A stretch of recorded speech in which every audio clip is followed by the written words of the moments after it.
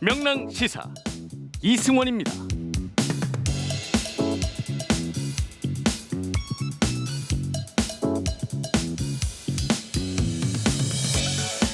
네, 지난 1일 천주교, 개신교, 불교 등 종교계 100인의 시국선언에 이어서요. 오늘은 김희중 대주교를 포함한 천주교인 4천여 명이 기자회견에 나섰습니다.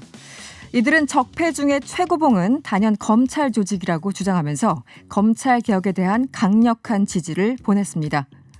내일은 개신교 목회자와 신도 등 2천여 명이 또 다른 성명을 준비하고 있다고 하죠. 뭔가 어수선하고 복잡하고 어렵습니다. 그런데 말이죠. 상황이 복잡할 때 질문은 더욱 단순하게 가야 됩니다. 네 편, 내 편, 누군가의 잘잘못이 아니라 검찰 개혁이냐 아니냐. 이 단순한 질문 하나면 족할 듯합니다. 안녕하세요. 이승원입니다.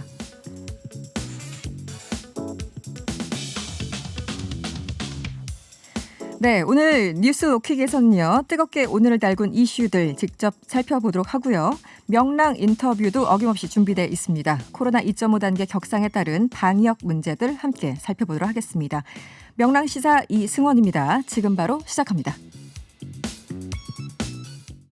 네, 오프닝에서 말씀드린 것처럼 지난 1일에는 천주교, 개신교, 불교, 원불교 등 종교계 100인의 시국선언이 있었습니다. 그리고 오늘 오전에는 서울 서초동에 있는 대검찰청 앞에서 천주교인 4천여 명의 이름으로 기자회견이 있었죠. 김희중 대주교를 포함해서 많은 분들이 참여를 했습니다. 이분들이 낸 오늘 성명서를 저도 처음부터 끝까지 쭉 읽어봤는데요. 내용들이 굉장히 강경하고 또 명확합니다. 말씀드린 대로 적폐 중에 최고봉은 단연 검찰 조직이라고 하면서 그동안 검찰들이 해왔던 좋지 않은 모습들에 대해서 직접적인 비판이 있었는데요. 직접 다시 한번 연결해 보도록 하죠. 신부님 나와 계세요? 네, 안녕하십니까. 김용식입니다. 네, 안녕하세요. 오늘 검찰개혁 지지선언은 언제부터 준비를 하신 건가요? 지난 12월 1일에 검찰개혁을 촉구하는 종교계 100인 선언을 한 바 있습니다. 네네. 그 이후로 더 많은 사람들이 검찰개혁을 요청하고 있다는 사실을 많은 시민들과 더불어 검찰 자신에게 네. 알리기 위한 필요성을 느꼈고요. 약 3일 전부터 급하게 이 종교인 선언을 조직을 하게 됐습니다. 네. 그런데 그 시일도 촉박하고 네네. 많은 분들이 함께하지 못할 걸로 생각을 했는데 검찰 개혁에 대한 요청이 얼마나 많은지를 네. 실감하는 3, 4일이었다고 생각을 하고요. 네. 그동안에 3일 만에 약 4,000명 정도의 주교님 6분, 사제, 수도자가 이 선언에 동참해 줬습니다. 네. 깜짝 놀랐습니다. 저도 숫자를 보고 깜짝 놀랐는데요. 네네. 법무부 검사 징계위원회를 앞두고 있습니다. 윤석열 총장 굉장히 강력한 언어로 비판하셨는데요. 어떤 점을 근본적으로 지적하고 싶으셨나요? 검찰이 살아있는 권력은 사실은 자신들이면서 살아있는 권력을 수사하고 또 기소하고 네. 하겠다는 오만, 그것에서부터 이제 비롯되는 것인데, 검찰이 사실 지금까지 자신들이 걸어온 시간들을 돌아보면 검찰권 독립 수호를 외치면서 자기들의 기득권을 지키기 위한 그런 시간들이 아니었나 생각합니다. 네. 사건 조작, 간첩으로 만들기도 하고 또 죄를 뒤집어 씌워서 어떤 한 인생을 네네. 망치게 하는가 하면 네네. 그것도 모자라서 어떤 사람들의 죄는 남몰래 감춰주고 네. 치워주었던 검찰의 악행들을 지금도 현재 진행형이죠. 네네. 이런 검찰들을 개혁해야 한다는 것은 이 시대의 대의라고 생각을 합니다. 네. 검찰의 자성을 촉구합니다. 오늘 문재인 대통령도 수보회의에서 언급을 했습니다만 마지막 과제 그리고 취임식 때 검찰 개혁에 대해서 약속했다는 점까지 언급을 할 정도로 굉장히 단호한 입장을 밝혔습니다. 네. 어떻게 원하는 방향으로 성공을 할 수 있을까요? 어떻게 보십니까? 시작해야 하고 네. 완성되어야 할 개혁이죠. 그러기 위해서는 사실 집권 여당의 책임도 없다고 할 수 없을 것 같습니다. 네네. 왜냐하면 지난 4월 15일 총선의 민의를 통해서 드러난 그 집권 여당에 대한 그 강렬한 네. 개혁 촉구, 그것을 과정 절차의 뭐 정당성 이런 것들을 운운하면서 사실은 책임을 방기했고 주권자들이 주었던 명령을 거들떠보지도 않았던 그런 과정이 아니었나 싶습니다. 오늘 이 검찰개혁 촉구 선언은 네네. 검찰에 대한 촉구이기도 하지만 네. 집권 여당에 대한 책임을 다시금 상기시키고 네. 더욱더 강한 그 주권자들에 대한 열망을 충족시키기 위한 길에 네. 앞장서 달라는 촉구이기도 합니다. 알겠습니다. 이번 네. 이 선언이 진정으로 검찰 개혁에 이르기까지 꼭 갈 수 있도록 애써야 할 것 같고, 또 다른 많은 그 계층의 사람들도 이 길에 함께 동참하리라고 믿습니다. 네. 그동안 고생 너무 많이 하셨습니다. 네, 오늘은 여기까지 고맙습니다. 들어야 되겠네요. 지금까지 천주교 네네. 정의구현 전국사재단 대표 김영식 신부였습니다. 오늘 고맙습니다. 고맙습니다. 낮은 자세로 바라보며 집중 타격합니다. 뉴스 로우킥. Yoga fire.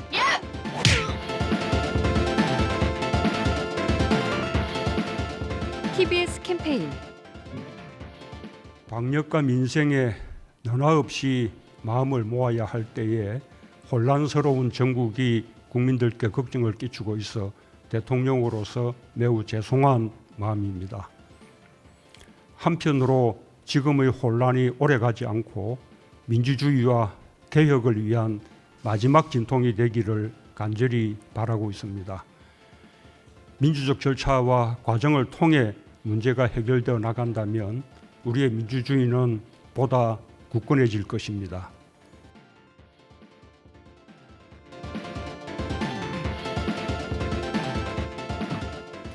네, 뉴스 로킥 시간입니다. 오늘 월요일 막강 게스트 군단 소개를 해드리죠.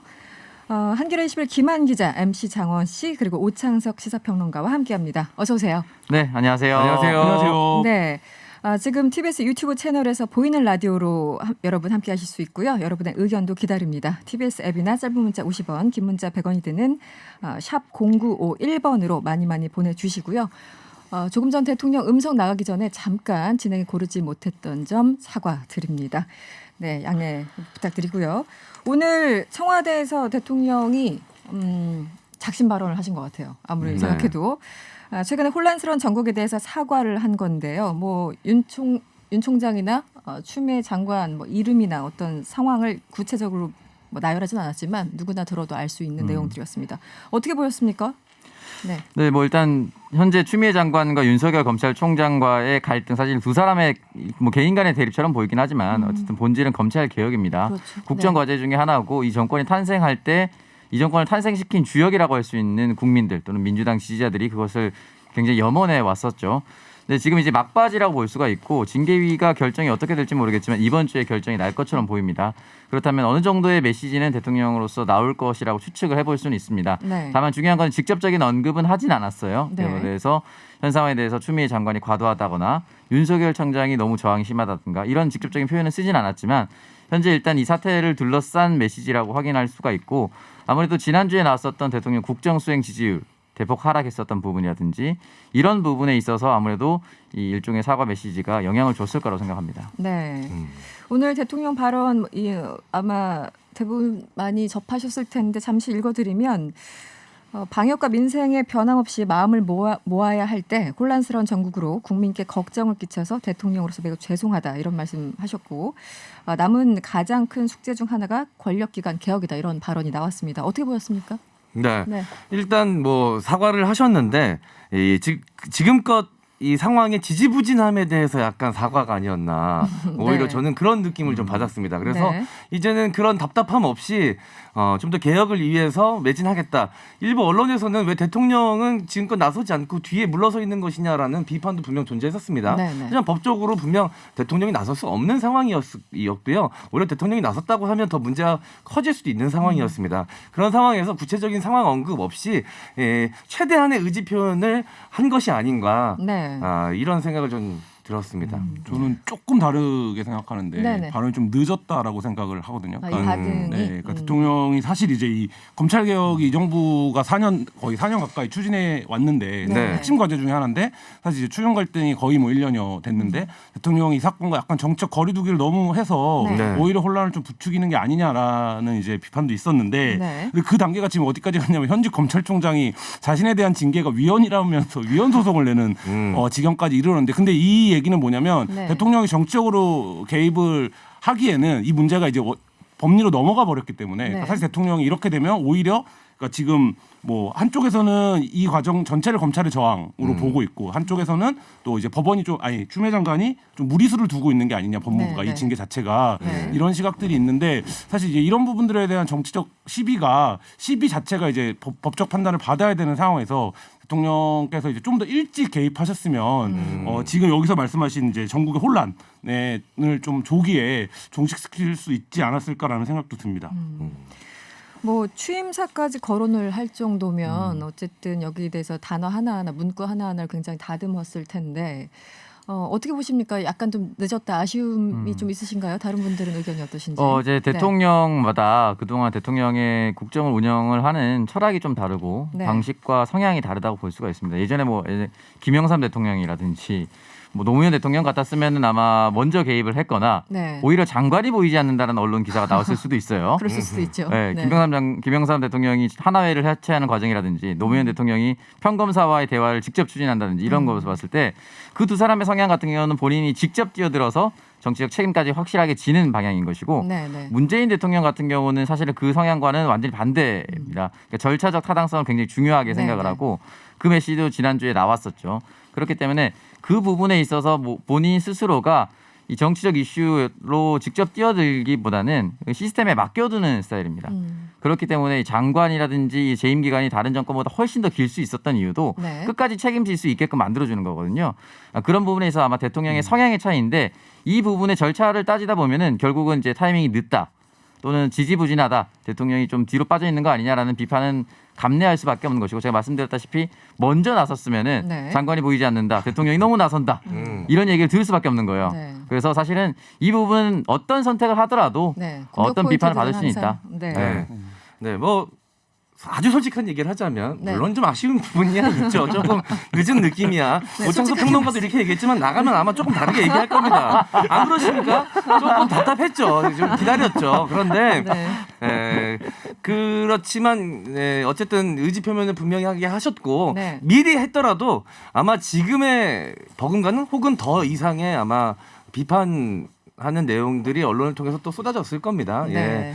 아마 어찌 보면은 지금 이렇게 약간 뒤늦은 느낌으로 했을 때 이런 반대되는 목소리보다 조금 일찍 대통령의 목소리를 냈을 때 반대 소리가 더 컸을 수도 있겠다. 네. 어찌 보면은 조금 늦은 것이 어떻게 보면은 결과적으로 더 현명한 선택이지 않았을까라는 생각도 좀 해봅니다. 저는 검찰 개혁, 권력기관 개혁, 공수처 설치 이렇게 이어지는 문제들에 대해서 대통령이 이제 좀 직접 국민들에게 정책을 한번 설명할 때가 왔다. 지금 이제 추윤 갈등의 검찰 개혁의 본질이 가려진다 이런 얘기들 많이 하는데 네. 그러니까 대통령께서 오늘 취임사까지 거론하셨는데 그러니까 왜 검찰 개혁을 하려 했고 우리가 하고자 하는 개혁은 어떤 거고 근데 그 과정에서 어떤 문제들이 있었던 거고 그렇지만 임기 안에 이 문제를 내가 마무리 지어야 될 이유가 뭔지에 대해서 그러니까 네. 지금 막 자분만 많은 상태잖아요. 근데 좀 그 본질적인 설명을 좀 대통령이 국민들한테 직접 네. 하는 기회가 있어야 이 국면이 좀 정리가 되지 않을까 이런 생각도 듭니다.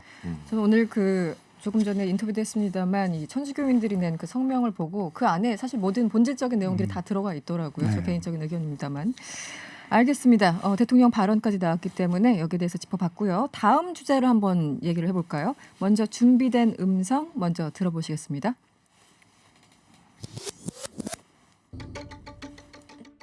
아니 아직 뭐 지금 한 분 문제만 지금 어저께 확정 판결이 나왔고 아직 좀 기다릴 사항이 있으니까 그게 모두 마무리가 되면 그때 가서 얘기를 할 겁니다. 사과는 필요하다고 저는 봅니다. 그런데 상대들이 집요하게 공격을 하는 마당에 이제 와서 사과를 하는 것이 무슨 의미가 있느냐. 오히려 상대방의 낙인 찍기에 빈미만 제공하는 것이 아니냐. 또 그렇게 해서 반대하는 의견도 없지는 않습니다. 네, 목소리가 잘 들리셨나요? 네. 주호영 원내대표 목소리 나왔고 앞부분은 김종인 국민의힘 비상대책위원장 발언이었습니다. 소리를 잘 못 들었을 분들도 계신데 어쨌든 오늘 지금 이제 과거 정권에 대해서 비대위원장이 사과를 하는가 마는가 여기에 대해서 내부 어떤 갈등 이 주제를 가지고 얘기를 할 건데요. 지금 김종인 위원장이 9일에 대국민 사과를 하는 방안을 검토 중인데 당내에서 그러지 마십시오. 네. 이렇게 반대 목소리가 나오고 네. 있어요. 지금 어떻게 된 상황일까요? 지금 뭐 공개적으로 그리고 굉장히 강도 높은 톤으로 비판을 하고 있는데요. 네네. 뭐 연진 의원 같은 경우에는 뜬금포다 인지 부조하냐. 네. 그리고 예, 이 그 워딩이 단어까지 재밌던데. 나왔어요. 네. 네. 문재인 정권 탄생부터 사과해라 이런 워딩이 나왔어요. 그러니까 장제원 의원은 그러니까 비대위원장이잖아요. 지금 그러니까 그 여기 사당이 아니고 의원과 당원들은 김 위원장의 부하가 아니다 이렇게 얘기를 했거든요. 네. 어디서 들어본 얘기죠. 그렇죠. 그러니까 우린 부하가 아니다. 네. 시키는 대로 하는 사람들이 아니다. 뭐 이런. 윤 총장도 부활한 단어를 썼었죠. 네네 그렇죠. 네, 그렇게 국회에서. 했고 서병수 의원 지금 이제 뭐 부산시장 출마가 거론되고 있는 분인데, 네. 그러니까 대한민국 우파가 이 사과를 못해서 제자리를 못 찾아가는 거냐, 뭐 이런 얘기를 하면서, 그러니까 이미 이제 임명진 전 비대위원장이나 정우택 전 새누리당 원내대표가 국회 교섭단체 연설을 통해서 사과를 했다 이렇게 이제 얘기를 했습니다. 네. 네. 어떻게 보셨습니까? 그 당내에서도 이거 사과하면 안 된다라는 의견도 있고 또 사과를 해야 되긴 하는데 대놓고 말을 못 하니까 사실 비대위원장한테 뭔가 약간 떠넘기는 듯한 그런 분위기도 감지되거든요. 어떻게 네. 보십니까? 네. 저는 이제 너무 결론부터 일찍 말씀드리는 것 같긴 하지만 네. 말씀드리자면 이 사과 이미 배렸다. 이미 배렸다. 이런 느낌이 듭니다. 예. 네. 아마 김종인 위원장은 할 겁니다 사과를. 그렇죠. 9일에 평소대로라면. 이제 네. 국회에서 이제 탄핵소추안 가결된 지 4년째가 되는 날이고 나름의 또 의미가 있다고 판단을 했고 선거를 앞두고 꼭 필요하다고 강력하게 좀 생각을 하고 계신 것 같은데 네네. 할 거라고 평소에 성적을 봤을 때 할 거라고 생각이 드는데 네. 사과받는 입장, 국민의 입장에서 봤을 때 앞에 있는 사람이 맨 앞에 선 사람이 입으로만 사과한다고 해서 뒤에 있는 사람들이 다 눈을 끼고 있는데 그 사과가 진심으로 받아들여질 것이냐. 네. 오히려 더 마음이 불편한 상황이 연출되지 않을까요? 네. 그런 상황이 실제로 우리에게 벌어진다면 저는 그래서 이미 이렇게 마찰을 하는 모습을 보여줬다는 것 자체가 이미 사과의 진정성은 퇴색이 되지 않았나라고 생각이 들고요. 그 김종인 비대위원장이 얼마 전 그 광주 민주화 묘역 방문을 했을 때도 네네. 보수당의 대표자로서 굉장히 의미 있는 행보인 것만은 분명했지만 사실 그렇죠. 파급 효과가 그렇게 크지 않았거든요. 그 이유는 결국 하나로 모인 행동이 뜻을 하나로 모은 뒤에 한 행동이 아니라 네. 그냥 김종인의 방문으로만 보였단 말이죠. 이번에 사과도 그렇게 보이지 않을까라는 생각이 듭니다. 뭔가 괴리된 듯한. 네. 네. 국민의힘 보면 김종인 비대위원장이 하는 정치랑 국민의힘 소속 국회의원들이 하는 정치가 완전히 층위가 다른 것 같아요. 디커플링 되고 있다는 그러니까 느낌이. 네. 김종인 위원장은 어떤 에드벌룬을 띄워놓고 네, 정체성을 바꾸는 정치를 자기가 하겠다. 그래서 보수의 영토를 넓히겠다 이런 얘기를 하고 있는데 국민의힘 의원들은 그럴 때마다 무슨 냐면 우리 집에 사는 집토끼 걱정만 하는 거예요. 우리 집 토끼를 어떻게 하고 거기로 가냐. 네, 네. 이 얘기를 하는데 지금 이게 결정적으로 충돌하는 국면이라고 보여지는데 지금 말씀하신 대로 이렇게 사과를 하기 전부터 이렇게 비판을 받아 당내에서 이렇게 거세게 뭐 인지 부조하다 이런 얘기까지 들을 정도면 이 사과는 이미 퇴색했죠 효과가. 이미. 네. 오창석 평론가는 저는 사실 이제 김종인 비대위원장이 들어오고 나서 굉장히 비호감도를 낮추려는 노력을 많이 했다고 생각을 합니다. 네네. 그래서 실제로 많이 중화가 됐고 5.18 광주 민주화 운동 그 무역을 방문한 거는 더불어민주당 비대위원장일 때도 같고요. 국민의힘 때도 갔던 것을 보면은 이 사람의 여기에 대한 입장은 뚜렷한 것처럼 보여요. 네네. 그리고 국민의힘 비대위원장으로 갔을 때 주호영 원내대표도 굉장히 전향적으로 5.18 네. 특별법 통과시키겠다. 그 당시에는 그렇게 얘기를 했었거든요. 근데 지금은 또 이 부분에 대해서 다른 얘기를 하고 있습니다. 네. 결정적으로 중요한 건 뭐냐면 정당을 지지하려면은 비호감도가 없어서 중도층이 유입이 돼야 됩니다. 근데 지금은 이 중도층 자체를 버리겠다는 얘기들이 지금 다른 의원들의 입속에서 나오고 있는 것이고요. 네. 어떤 권력이든 임기 말에는 레임덕을 맞이하게 되는데 지금 야당에서 문재인 대통령의 레임덕에 대해서 얘기를 하고 있지만 제가 생각했을 땐 국민의힘의 김종인 대표의 레임덕이 훨씬 더 심해졌다. 지금 보면 홍준표 의원이 네. 주호영 원내대표를 실명을 거론하면서 당대표 욕심이 있어서 이러는 거 아니냐 이런 얘기를 많이 했었거든요. 네네. 근데 최근에 또 메시지는 김종인 비대위원장을 또 욕하기 시작합니다. 적의 적은 나의 친구거든요. 네네. 그러니까 같은 목표인 거예요. 우리 당의 정체성, 나를 굳건히 지지하는 흔히 말하는 이제 집토끼들이 이걸 싫어하니까 네. 하지 말라는 메시지를 주호영 원내대표가 같이 하고 있어요. 네. 그러니까 결국 이 정당은 여전히 쇄신이 되지 않았다. 서병수 의원이 굉장히 중요한 말을 남겼는데 네. 우리가 박근혜 전 대통령이 탄핵에 이르게 된 사과를 하지 않아서 우파가 제자리를 찾아가지 못하고 있는 것인가라고 했는데 저는 맞다고 봅니다. 사과를 하지 않고 네. 여기에 대해서 한 단계 진일보한 모습을 보수로서 보여줬어야 되는데 네. 그런 모습을 보여주지 못했기 때문에 흔히 말하는 민주당에서도 이런 고정 지지층이 있어요. 흔히 말하는 86 운동권. 네. 늘 여전히 해먹는다. 근데 이것보다 더 심하게 보이는 것이 지금 국민의힘의 주요 기득권층입니다. 네. 이걸 바꾸지 않으면 중도로 나아가는 건 불가능해 보입니다. 네, 알겠습니다. 목마르다고 자꾸 바닷물 퍼먹으면 네. 안 됩니다. 더 위험해집니다. 좀 힘들더라도 노질해서 네. 담수 찾아가야죠. 예. 알겠습니다. 마지막으로 짧게 오늘 공수처법 개정안 의결을 시도했으나 지금 야당에서 반발해서 못하고 있는데 짧게 좀 전해주시죠. 김한 기자. 네, 민주당이 공수처법 개정안을 단독 의결하려고 했습니다. 오늘 네. 뭐 몇몇 법들이 통과가 됐는데요. 근데 이제 당연히 이제 뭐 국민의힘에서는 막았고요.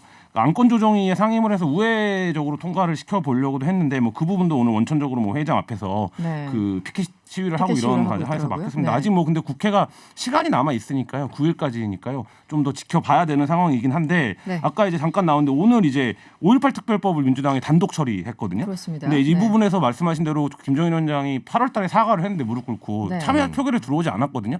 그러니까 이런 모습들을 보면 이제 민주당은 원천적으로 공수처법도 지금 아예 안 하려고 하는 게 아니냐 이런 이제 시각을 갖게 되는 거죠. 네. 알겠습니다. 오늘 뉴스 로킥 앞에 인터뷰 등등 때문에 여기서 마무리를 좀 해야 되겠습니다. 보내시는 거예요? 네, 죄송합니다. 평소보다 3분 짧았어요. 죄송합니다. 풀렸네. 입이 풀렸는데 이제 어디 가서 얘기해야 되나요? 그래서 자꾸 제가 시선을 피하고 있어요. 네, 가장 불만이 많았던 분 MC 장원 씨였고요. 그리고 네. 한겨레 21 김한 기자, 오창석 시사평론가였습니다. 오늘 고맙습니다. 감사합니다.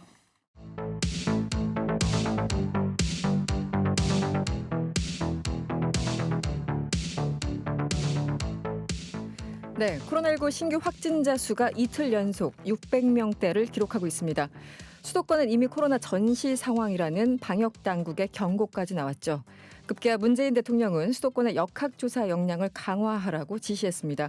오늘 명랑 인터뷰 시간에는요. 백순영 카톨릭 의대 명예교수 연결해서 지금 상황 짚어보도록 하겠습니다. 교수님 나와 계시죠? 예, 안녕하세요. 네, 안녕하세요. 주말이기 때문에 이 검사 건수가 좀 적었을 텐데도 확진자 수가 600명을 넘었습니다. 현재 상황에 대해서 분석을 좀 해주시죠.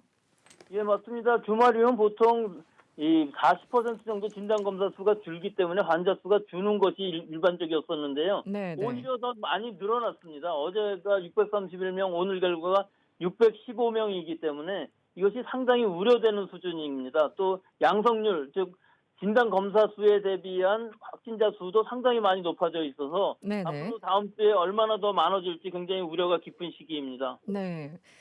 지금 코로나19 양성률에 대해서 언급하시는 전문가들이 참 많습니다. 예를 들어 어제는 4.39%, 오늘은 4.24%, 이틀 연속 4%대를 유지하고 있는데 이 양성률이 4%를 넘었다라는 게 어떤 의미인지 좀 쉽게 설명해 주시죠.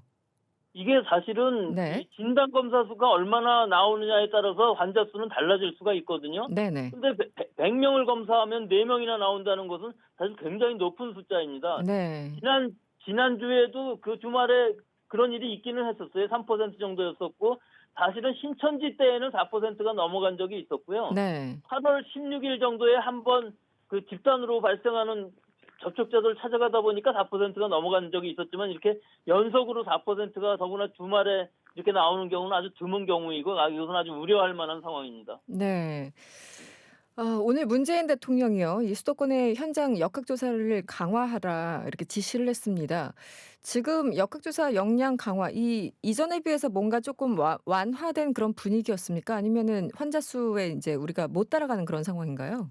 그렇죠. 완화되었다기보다는 원체 지금 일이 많았었는데 환자 수가 500명 내지 600명으로 늘어나게 되면은 이 접촉자를 전부 찾아가서 동선을 밝히기가 아주 어렵습니다. 네네. 여기에 감염 경로까지 찾아내야 되는데 아마 감염 경로를 찾아내는 것은 포기하고 접촉자를 찾아서 바로 격리만 하는 것도 힘든 상황이었을 것으로 보여서요. 네네.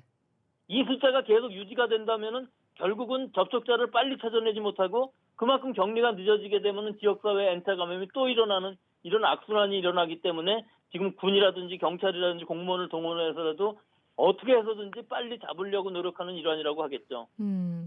그동안은 뭐 1차 신천지, 2차 뭐 8.15 집회 이렇게 접촉점이 있어서 역학조사가 굉장히 비교적 수월했는데 지금은 잡히지 않는 수치가 얼마나 높아졌나요?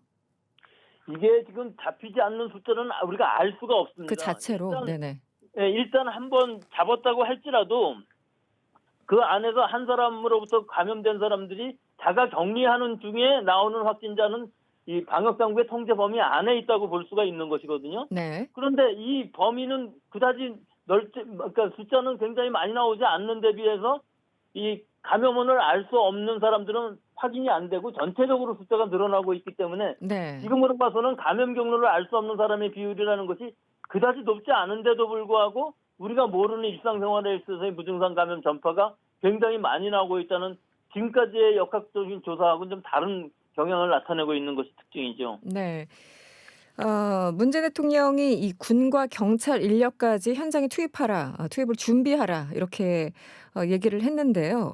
어느 정도 지금 위기감을 정부 당국에서 느끼고 있는 걸까요? 특히 서울 수도권에 있어서의 지금 발생 상황은 아주 그 최다 기록을 깨고 있는 상황이고요. 네. 너무나 여러 군데에서 우리가 알 수 없는 데에서 집단 발생이 산발적으로 일어나고 있기 때문에 역학조사의 한계를 보이는 것이죠. 즉 역학조사관이 전부 다 뛰어다니면서 할 것이 아니라 네. 일단 여러 인력을 동원해서 역학조사관의 관리에 따라서 이 통제를 가능하게 해보자는 노력인데 이것이 따라가기가 쉽지 않을 것으로 보이는 것이 지금 5,600명이지만 다음 주가 돼서 과연 어느 정도까지 더 증가할지를 알 수가 없고요. 네. 이 추세라는 것이 있기 때문에 이 추세를 죽이기에는 지금 거리두기 단계 격상이 좀 늦은 감이 있어서 네. 한 500명 정도에서부터 시작하면서 지금 2.5단계 격상을 해도 이 역학조사에는 한계가 있을 것으로 보입니다. 수도권은 2.5단계 그리고 비수도권은 2단계로 상향 조정한다고 밝히긴 했는데요. 이 국민들은 크게 체감을 사실은 못하고 있는 것 같아요. 2와 2.5단계의 어떤 급격한 차이점 어떤 게 크게 달라지는 걸까요?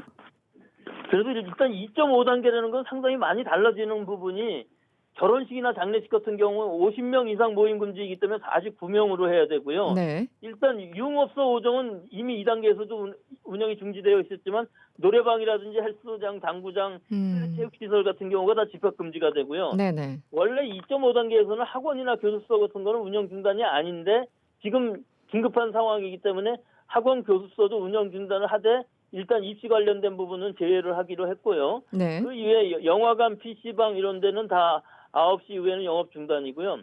일단 상점들인 경우에 있어서도 300제곱미터 이상인 경우엔 영업을 하지 못하지만 그 이하의 작은 데들은 다 영업을 할 수 있게끔 즉 편의점 같은 데는 이용할 수 있게 했고요. 네. 식당, 카페는 2단계랑 마찬가지입니다. 식당은 9시 이후에는 배달 포장만 가능하지만 카페는 포장 배달만 가능하고요.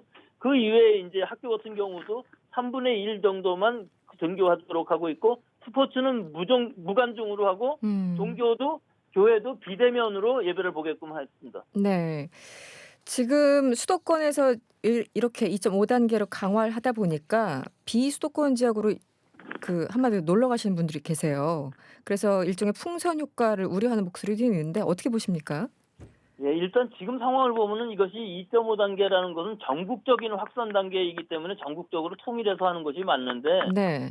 예, 경북, 대구, 제주 같은 경우 사실 1단계 수준의 환자 수를 나타내고 있는데 이렇게 강력한 2.5단계를 하는 게 상당히 경제적으로 부담이 있었던 것으로 보입니다. 그래서 2단계로 하면서 좀 차이를 뒀는데 지금 상황으로 보면은 이 2.5단계, 2단계라도 이것을 잘 관리하고 우리 국민들이 잘 지킨다면 효과가 있을 것으로 보이지만 좀 너무 늦은 감이 있고요.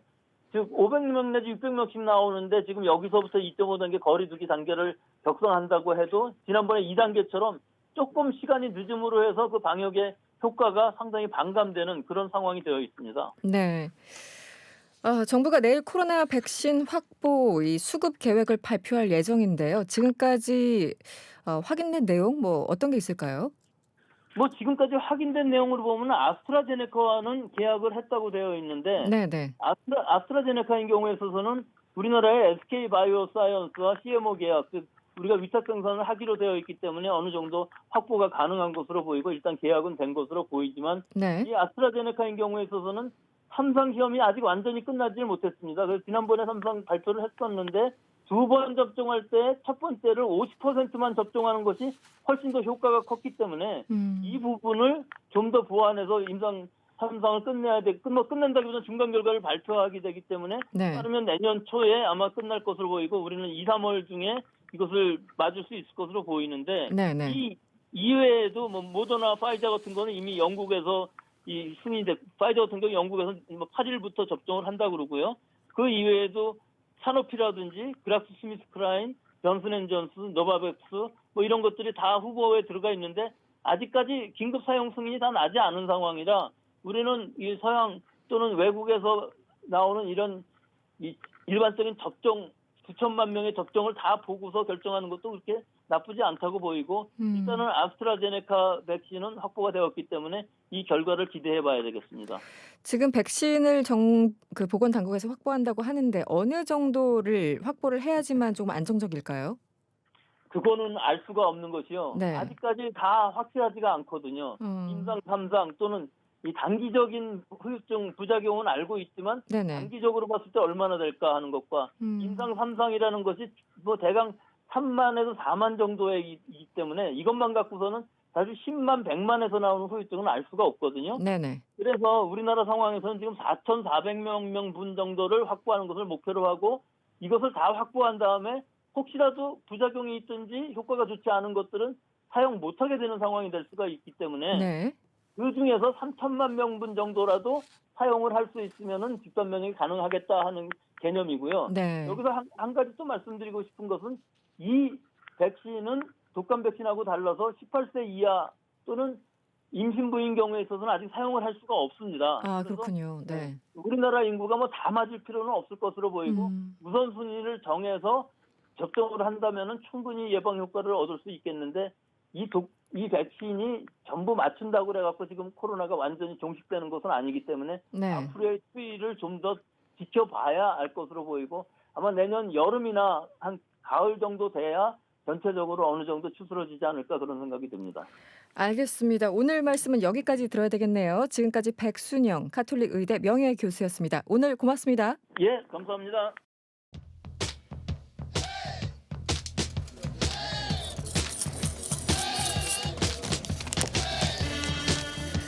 네, 돈과 함께하고픈 분들을 위해서 매일 5분 여러분을 찾아갑니다. 주식계 요정이죠. 염블리 이베스트 투자증권 염승환 차장 전화로 만나봅니다.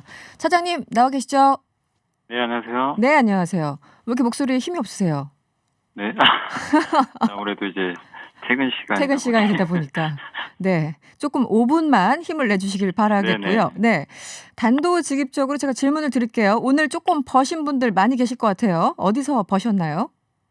사실 그 많은 분들이 벌긴 좀 힘들었고 왜냐면요. 아, 그렇습니까? 네. 증시가 오르긴 올랐는데 네. 그 하락 종목이 더 많았어요. 그러니까 무슨 얘기냐면 큰 종목들이 좀 많이 올라가고 네. 좀 작은 기업들은 좀 빠지면서 근데 이제 오늘 돈이 좀 많이 몰린 곳은 바이오입니다. 네. 바이오 기업들이 좀 오늘 월등히 좀 강했는데 특히 셀트리온하고 이제 삼성 바이오로직스 같은 이제 국내 최대 바이오 기업들의 주가가 좀 많이 올랐는데 특히 삼성 바이오로직스 같은 경우 오늘 하루에만 주가가 6% 올랐고요. 셀트리온도 한 6%. 이제 오른 배경은 되게 다양한데 네네. 일단 이제 코로나 치료제라고 아마 셀트리온에서 임상 들어간 걸 많이들 알고 계실 거예요. 그래서 이번 달 중에 뭐 임상 이상 결과가 나온다는 얘기도 있는데 코로나 이제 중화항체 치료제가 성공하지 않을까 그런 기대감들이 일단 좀 작용을 하고 있고 또 이제 영국에서 제가 알기로는 이제 오늘인가요? 아마 내일부터 드디어 코로나19 첫 백신 투여가 시작이 되거든요. 네네. 화이자에서 이제 만든 건데 네. 우리 한국 같은 경우는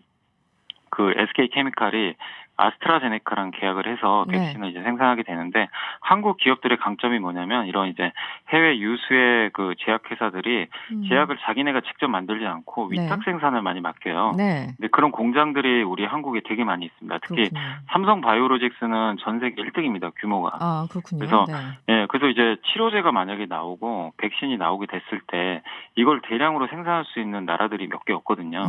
그 중에 대표적인 이제 국가가 한국이다 보니까 그쪽에 대한 이제 수요가 좀 앞으로 몰릴 수 있다는 이제 분석들이 나오면서 셀트리온, 삼성 바이오로직스 이들뿐만 아니라 이제 관련됐던 그 밑에 있는 작은 기업들까지 바이오주들이 다 급등을 하면서 오늘 좀 코스닥 시장은 좀 굉장히 뜨겁게 그러니까 오늘은 코스피보단 코스닥이 더 좋았거든요. 근데 코스닥이 바이오 비중이 월등히 큰 그 시장입니다. 그러다 보니까 코스닥 시장이 좀 뜨거웠다라고 보시면 될 것 같습니다. 바이오 말고 다른 뭐 눈에 띄는 건 없었습니까? 바이오 말고는 그 하나솔루션이라고 오늘 태양광하고 사실 풍력주들이 최근에 좀 약했었거든요. 사실 지금 며칠 약했는데 이제 오늘은 좀 모처럼 올라가는데 그 이제 강세 배경은 미국의 바이든 후보가 당선이 이제 확정이 됐잖아요, 사실상. 그래서 이제 계속해서 신재생 에너지 쪽으로 투자를 많이 할 것 같고 또 이제 오늘 뉴스가 나온 게 뭐냐면요, 인도가 2022년까지 태양광과 풍력의 그 설치 규모를 175기가와트 정도 이제 설치한다고 발표를 했는데 이게 무슨 의미냐면 이제 여기서 태양광만 따로 떼내서 보면 태양광의 신규 설치량이 41.5기가와트인데 이게 미국의 전체 태양광 설치 규모랑 유사할 정도로 엄청난 규모라고 합니다. 그러니까 그 뉴스가 나오니까 이제 사실 최근에 좀 되게 부진했었어요. 며칠간. 근데 이쪽 관련 기업들이 이제 그 뉴스를 기반으로 해서 뭔가 좀 모멘텀이 생기다 보니까 좀 오늘 하나솔루션 사실 하나솔루션뿐만 아니라 뭐 CS 윈드라든가 이런 풍력 발전주까지 같이 급등을 하면서 오늘 그 바이오와 더불어서 신재생 에너지주들이 같이 상승하는 그런 좀 모습이 오늘은 펼쳐진 것 같습니다. 오늘 건설주도 조금 올랐습니까? 건설주는 전체적으로 아주 종목마다 좀 다릅니다. 약간은 지난주 금요일까지는 좋았는데 오늘은 일부 중소형주들은 좀 쉬어가고 대형주도 좀 쉬어가는 게 있어서 사실 오늘은 전체적으로 건설주는 좀 쉬어갔다라고 보는 게 맞는 것 같아요. 그러면 내일은 또 눈을 뜨면 어떤 걸 관심 있게 봐야 될까요? 이게 뭐 하루하루 종목들이 좀 많이 바뀌긴 하지만 최근에 이제 가장 핫했던 게 삼성전자 하이닉스잖아요, 반도체. 근데 거기와 맞물려 가지고 그 밑에 있는 이제 밸류체인이라고 하는데 뭐 반도체, 장비, 소재, 부품 회사들인데 이쪽은 사실 최근에 좀 같이 뜨겁지를 못했어요. 굉장히 좀 부진했는데 보통 이렇게 삼성전자 하이닉스가 이렇게 좋은 주가 흐름이나 실적을 내주면 설비 투자를 앞으로 많이 하거든요. 돈을 많이 벌면 사실 투자를 하게 되잖아요. 그럼 이제 반도체 장비나 이런 이제 소재 쪽에 대한 이제 수주를 많이 하게 됩니다. 그래서 내년도 반도체 경기 뭐 빅사이클 얘기까지 나오기도 하는데 어떻게 보면 삼성전자 하이닉스가 그동안 굉장히 소극적으로 투자를 했는데 지금 이제 반도체 업황이 좀 최근에 좋아지는 흐름이 나오고 내년엔 더 좋을 것으로 보이기 때문에 그렇게 보면 반도체 뭐 장비나 소재 투자가 들어가니까 그런 관점에서 보면 저는 내일 뭐 한미 반도체나 솔브레인 같은 최근에 좀 소외받았던 그런 쪽 보시면 좋겠습니다. 네, 염승한 차장이었습니다. 고맙습니다. 네, 감사합니다.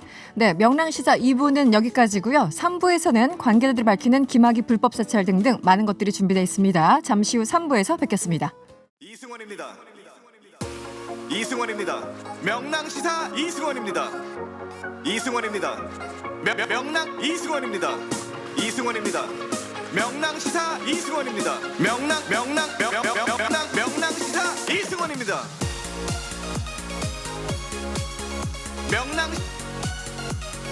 명랑시사 이승원입니다. 명랑 이승원입니다. 명랑시사 이승원입니다.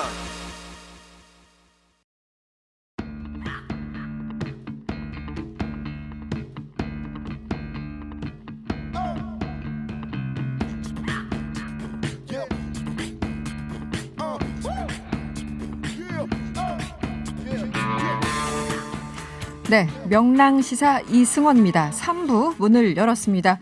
3부에서는 사건의 가장 가까이에서 가장 날카롭게 지켜본 관계자들이 출연하는 시간이죠.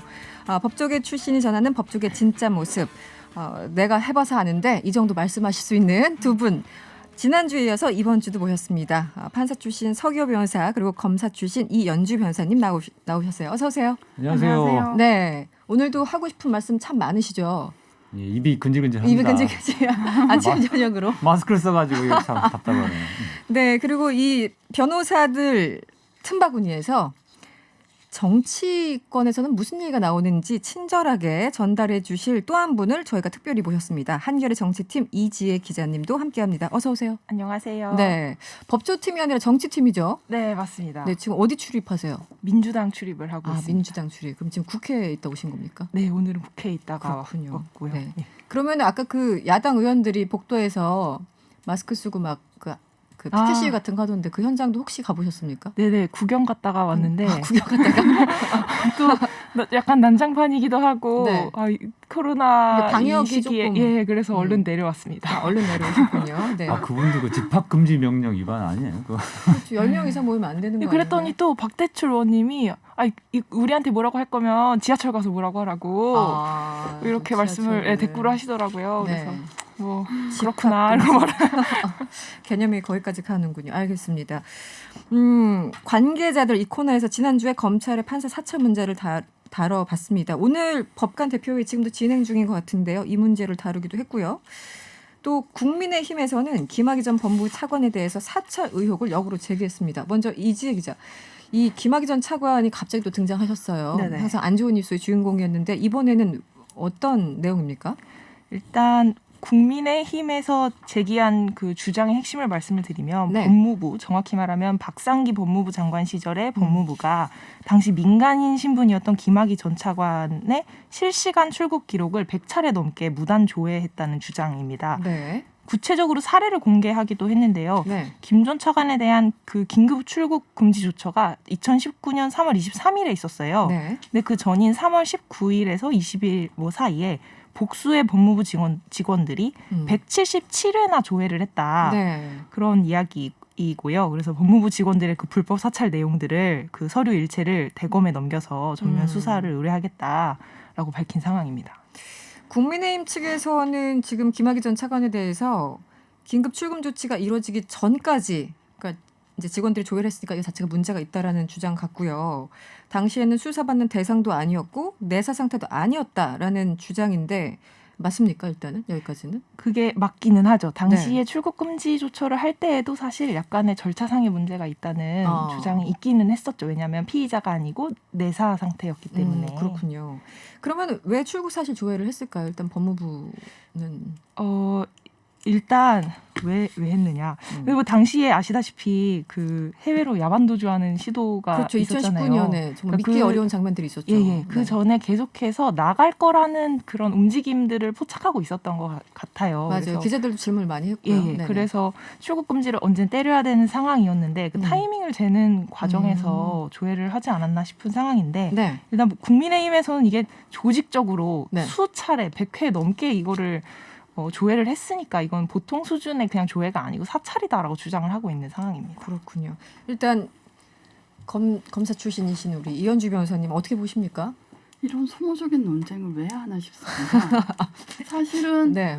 이게 그때 놓쳤으면 네. 그건 더 뭐 혼잡한 상황이지 않습니까? 거죠. 그래서 마치 뭐 국가가 불법 행위를 저질러 놓고 소멸시효가 지났으니까 배상해 줄 수 없다 이런 것처럼 이미 도망갔으니까 어쩔 수 없다라는 건 말도 안 되죠. 게다가 검찰로서는 이런 사람이 법무부 차관이 되고 네. 이런 사람을 또 윤곽근 씨가 1차로 무혐의를 해주고 2차로 강혜훈 부장검사가 무혐의를 해주고 그러니까 이 자신들의 잘못이 모두 드러나니까 대검에서 이규영 검사에게 그 출국 금지하고 피의자로 인지하겠다는 걸 막았던 거 아닙니까? 근데 그럼 공항에서 놓치란 말인가요? 저는 네. 도대체 무슨 얘기인지 알 수가 없더라고요. 출입국 기록 열람이 일단 야당에서는 불법이다. 너무 많이 했기 때문에 이건 사찰 수준이다라고 주장하고 있는데요. 서교 변호사님은 어떻게 보십니까? 이거를 갑자기 국민의힘에서 이제 문제제기 들고 나온 거는 아마도 그 법무부와 지금 대검 추미애 장관과 윤석열 총장 이렇게 대결 구도가 형성되니까 그렇죠. 뭔가 법무부의 약점을 캐기 위해서 그런 거 아닌가 저는 이제 그런 의심이 드는데요. 네. 근데 사실은 각상도 씨가 김학의 씨가 출근 금지된 직후에 공익법무관이 조회를 했다고 해서 이미 고소를 해서 그 사건은 무혐의로 났지 않습니까? 두 명. 네. 예, 그 사람들이 이 177회인가요? 그거. 네. 근데 그 사람들은 아무 관련성이 공익법무관 말고 지금 나오는 177회는 아마도 제가 알기로는 공익법무관이 아니라 네. 법무부 장관의 지위를 받는 법무부 소속 공무원, 그러니까 그 늘공이라고 그러죠. 예. 어쩌다 공무원 된. 그러니까 공익법무관은 군대를 가야 되는데 군대 가지 않고 대신에 공익법무관 3년인가 뭐 그걸 이제 복무하면은 군대 복무를 쳐주는 그런 사람이니까 이제 왔다 가는 사람이고, 근데 이제 법무부에서 계속 이제 늘공으로 근무하는 그분들이 한 걸로 아마 이번 건은. 그런데 그렇기 때문에 그 당시 박상기 전 법무부 장관과 그 밑에서 일했던 이제 법무부의 어떤 이제 법무실장이나 기타 여러 가지 이제 그 간부들 그들의 어떤 문제점이 있다라는 식으로 하려고 한 것 같은데 문제는 하지만 이 출입국관리법에 제가 보니까 이렇게 돼 있더라고요. 수사기관이 범죄 혐의가 의심되는 사람에 대해서 뭐 피의자로 수사를 하거나 뭐 이럴 때 출입 금지 요청을 해서 법무부 장관이 출국 금지를 하는 게 있고요.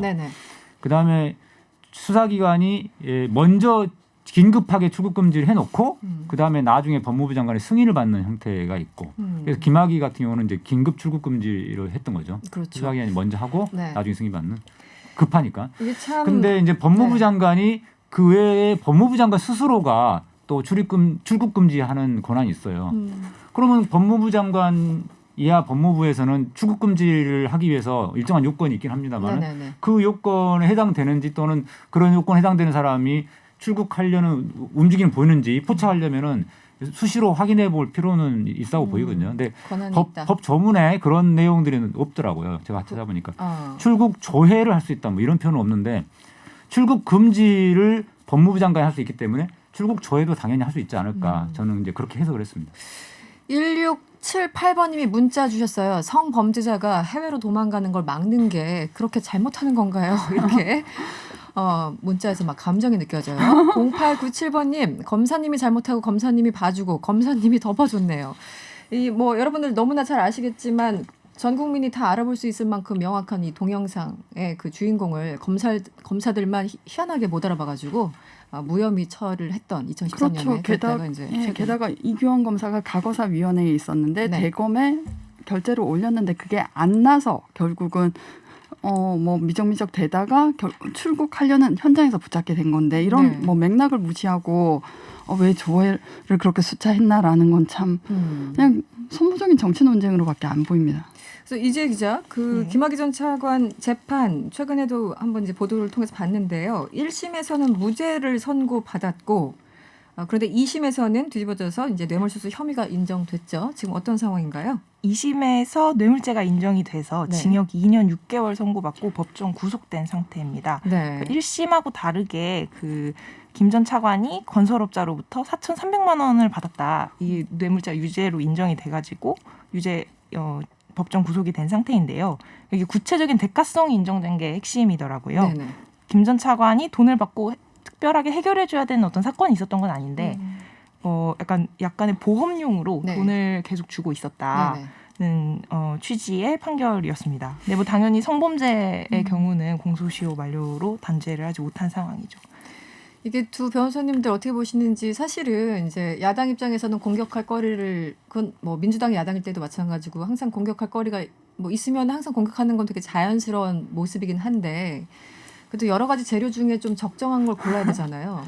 근데 김학의 전 차관 같은 경우는 검찰의 대표적으로 잘못된 수사의 어떤 그 대표적인 예 아닙니까? 너무 재료가 잘못된 거 아닌가요? 어떻게 보십니까? 정치적으로 득이 있을까 잘 모르겠습니다.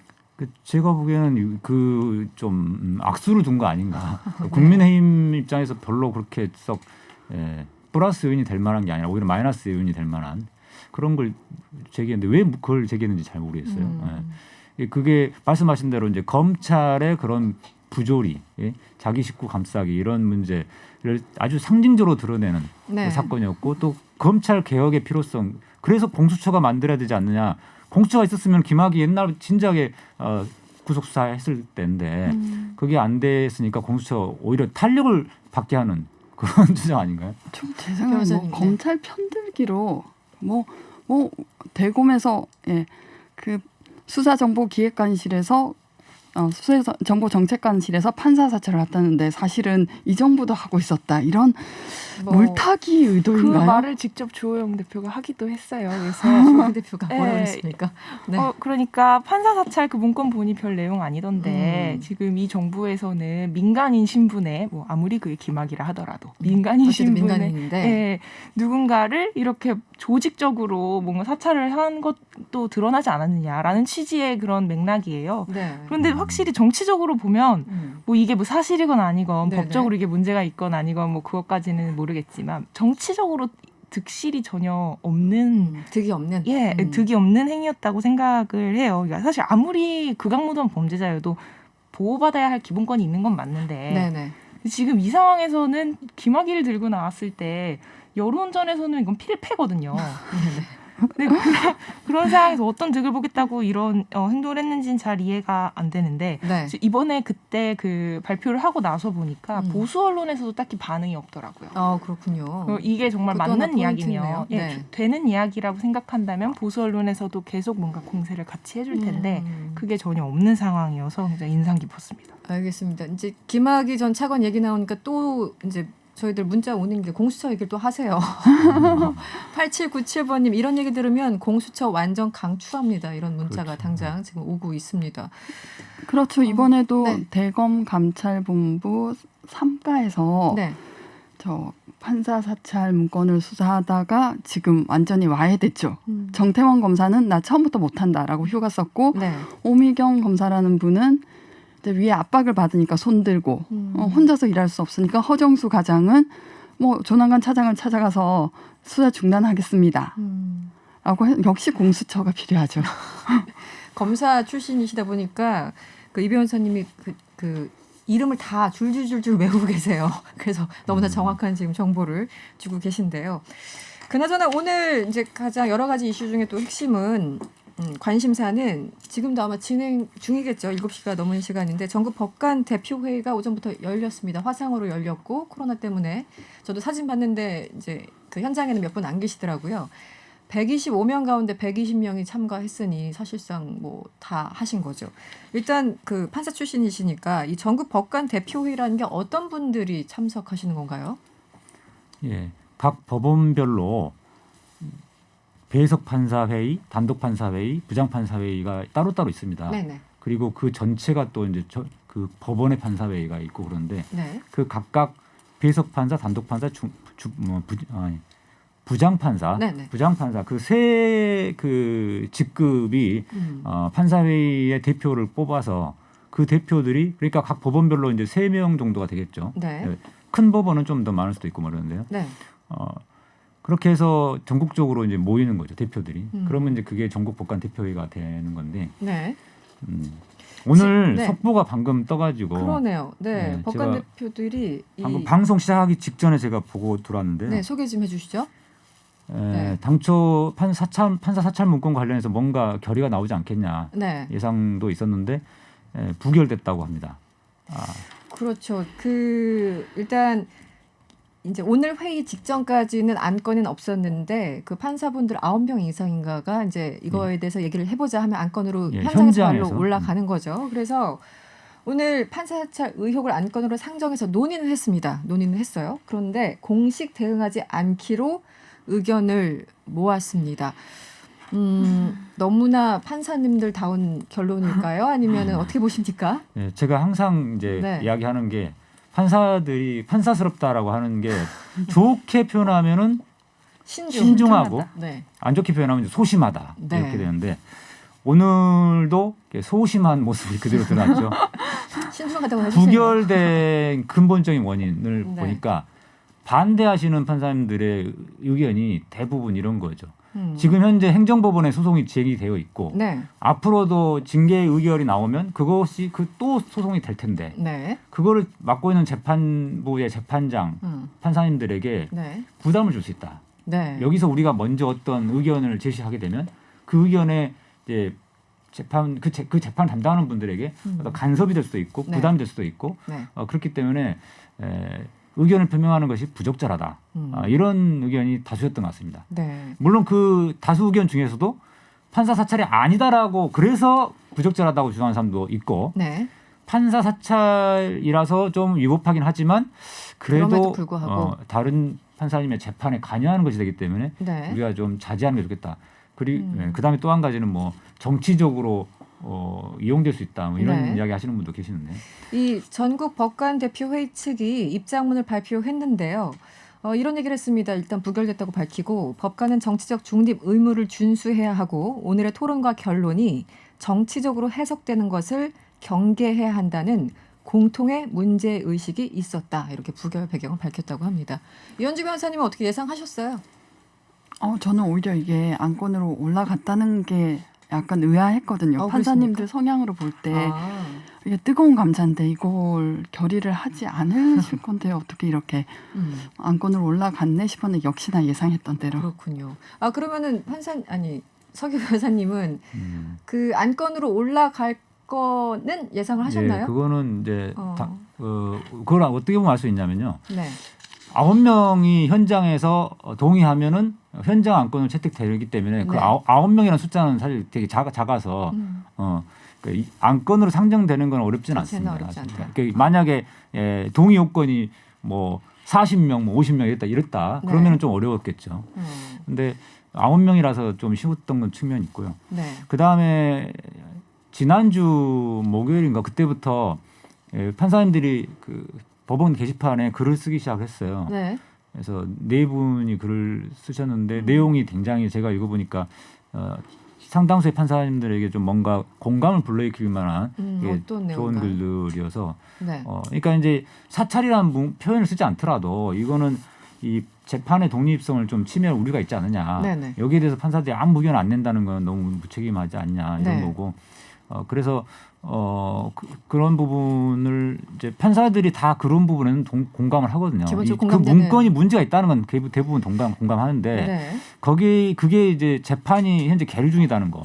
그다음에 본의 아니게 이거를 어떤 판사들이 의견을 냈을 때 본의 아니게 정치적으로 해석될 수 있다. 그다음에 왜냐하면은 겉으로 보기에는 법무부 장관과 검찰총장의 어떤 대립 구도처럼 보이지만 사실 다르게 표현하면 또 뭐 여당 대 야당 이런 대결 구도로 좀 가고 있어서 그러니까 말 그대로 정치적으로 보일까봐. 그래서 과거에 신영철 대법관의 촛불집회 재판 개입 사건이라든가 또는 2017년부터 시작되는 사법농단 사건 수사 이런 것들은 이제 어떤 법원 내부의 문제이기도 했고 어떤 정치적으로 뭐 여야 진보 보수의 문제가 아니었던 거거든요. 그때는. 네. 그런 측면 때문에 그때는 가능했는데 이번에는 좀 그래서 어렵지 않았겠나 이런 생각이 듭니다. 알겠습니다. 0687번님이 문자 주셨는데요. 아니 그래도 자기들을 뒷조사한 건데 기분 나쁘지 않았을까요? 판사님들 이렇게 물음표가 2개나 달린 문자를 주셨고요. 6887번님 서기호 변호사님 참 쉽게 말씀해 주시네요. 귀에 쏙쏙 들어옵니다. 이런 문자. 그리고 둥이님도 문자 주셨어요. 그래도 사법부는 중립을 지키는 게 맞는 것 같아요. 이렇게 의견 주실 수도 있죠. 아궁이님 사찰을 검찰이 하면 봐주고 국민이 하면 구속시키려나요? 매우 현실적인 질문을 던져주셨습니까? 어떻게 보였어요, 기자님은? 네. 부결된 것에 대해서요. 네네네. 저는 마땅한 판단이라고 생각해요. 판사들 사실 입장에서는 저 0687님 말씀하신 대로 기분 나빴을 거거든요. 네네. 기분 나빴으니까 더더욱 말을 안 하는 것이 맞다는 판단을 했을 거라는 생각이 들고 그게 가장 판사다운 거라고 생각합니다. 판사답다와 판사스럽다는 굉장히 뉘앙스가 크네요. 지금 생각해보니까. 그러니까 판사스럽다는 약간 부정적인 의미가 있죠. 근데 말씀하신 대로 판사들은 이제 특징이 약간 그런 왜 신중하게 되냐면 최종적인 판단을 최종적인 판결을 선고해야 되는 입장이다 보니까 양쪽 이야기를 다 종합적으로 듣고 판단해야 되는 게 좀 있어서 신중하게 판단을 좀 하는 경향이 좀 있습니다. 네, 저희가 거의 마칠 시간이 다 됐는데요. 변호사님 한 말씀 해주시죠. 판사님들이 참 점잖으세요. 네? 그러니까 검사들은 점잖다. 불쾌하면 쟤 털어 이러는데 복수를 하지. 보복은 나의 힘이잖아요. 보복은 나의 힘이다. 참 점잖으셔요. 판사는 판사님들. 다르다. 네, 알겠습니다. 오늘 이현주 변호사님 말씀으로 마무리를 해야 되겠습니다. 지금까지 관계자들 세 분이었고요. 서기호 변호사, 이현주 변호사 그리고 이지혜 기자였습니다. 오늘 고맙습니다. 감사합니다. 감사합니다.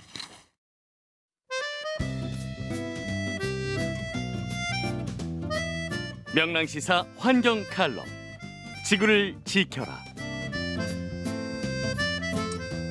안녕하세요. 쓰레기센터 대표 이동학입니다. 네덜란드의 고교생이었던 보얀 슬렛은 한여름 그리스 바닷가로 피서를 갑니다. 스쿠버 물안경을 쓰고 바닷속으로 들어갑니다. 형형색색의 물고기들을 볼 수 있다는 기대를 품고 들어갔지만 바닷속은 형형색색의 쓰레기 천지라는 것을 알게 되죠. 그리고 또 하나의 의문. 이 쓰레기를 아무도 치우지 않고 있다는 현실이었죠. 피서지에서 아름다운 바다를 느끼고 싶었지만 그럴 수 없었음에 실망했고 그러한 실망을 주었던 요인들에 대해 고민하다가 스스로가 해양 쓰레기를 없애는 일에 나서야겠다고 결심까지 합니다. 세계적인 비영리 단체인 오션 클린업이 탄생된 이유입니다. 현재 만 25세인 보얀 슬렛은 고등학생 때부터 몇 년간 해양 쓰레기를 없앨 아이디어를 온라인에 소개하고 동참을 호소했습니다. 그 결과 수백억이 넘는 금액이 펀딩됐고 함께 모여든 80여 명 이상의 직원들이 바다 정화 프로젝트를 실행에 옮기고 있습니다. 대개 해양 쓰레기는 각국의 강줄기를 통해 유입되기 때문에 이를 막아내고 한 계단 더 거슬러 올라가 쓰레기가 아예 강으로 나오지 않도록 해야 합니다. 바다는 그 누구도 주인이 될 수 없지만 우리 모두가 향유할 권리가 있는 자연입니다. 바다를 지키는 것, 우리의 의무가 아닐까요? 환경 칼럼 지구를 지켜라. 내일 다시 오겠습니다.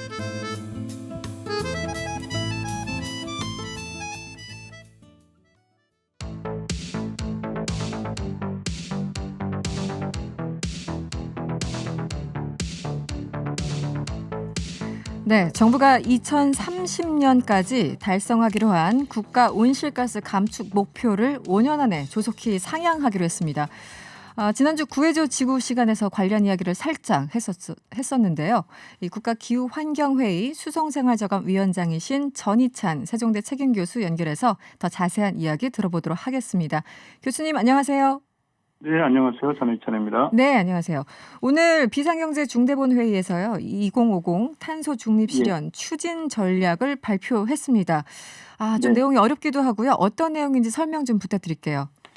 네, 뭐 전에부터 조금 얘기가 있던 거긴 합니다만은 2050년까지 우리나라의 온실가스 배출량하고 배출이 완전히 없어지는 것은 아니지만 배출량만큼 흡수하는 양을 통해서 사실상 온실가스 배출을 0으로 하겠다는 뭐 상당히 도전적인 그런 전략이라고 생각됩니다. 네.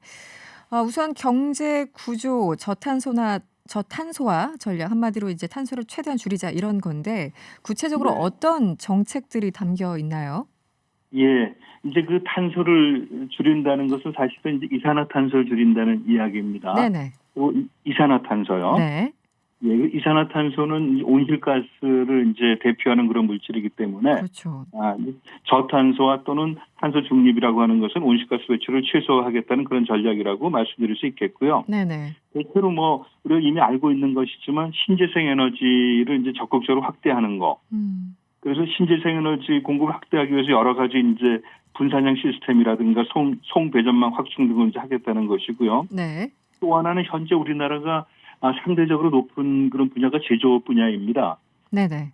또 뭐 그걸 기반으로 해서 우리나라가 단시간 내에 경제 성장을 이루어간 것도 사실이고요. 네. 예, 그래서 이런 철강이라든가 석유화학 같은 이런 에너지 다소비 업종을 중심으로 해서 대규모 기술 개발을 통해서 이제 그 에너지 사용 효율을 높이겠다는 그런 전략이 되겠고요. 네네. 예, 또 하나는 이제 큰 축이 수송과 건물 분야의 저탄소화입니다. 예, 수송 그러면은 우리가 이제 일반적으로 자동차가 되겠고요. 네. 예를 들면 전기차나 수소 전기차 같은 것을 이제 적극적으로 도입하고 확대하겠다는 것. 또 요즘 이제 조금 뭐 화두가 되고 있긴 합니다만은 그 퍼스널 모빌리티라고 해서 우리가 네. 개인들이 타고 다니는 그런 이제 이동 수단들이 있는데 네. 이런 것들을 이제 적극적으로 확대하겠다는 것.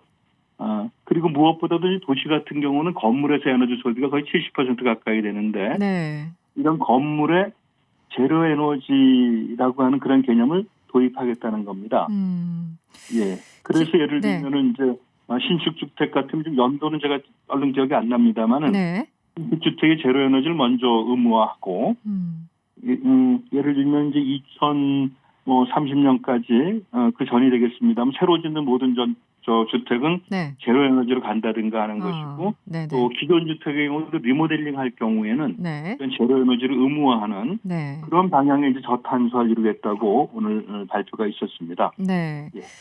그 기본적으로 이제 뭐 석탄, 화석 연료를 좀 최대한 줄이고 네. 신재생 에너지로 전환을 해야 되는데 기본적으로 지금까지 에너지 전환 뭐 정책이랄까요? 우리 정부의 에너지 전환 그 어떤 수준, 네, 속도 여기에 대해서는 어떻게 평가를 하십니까?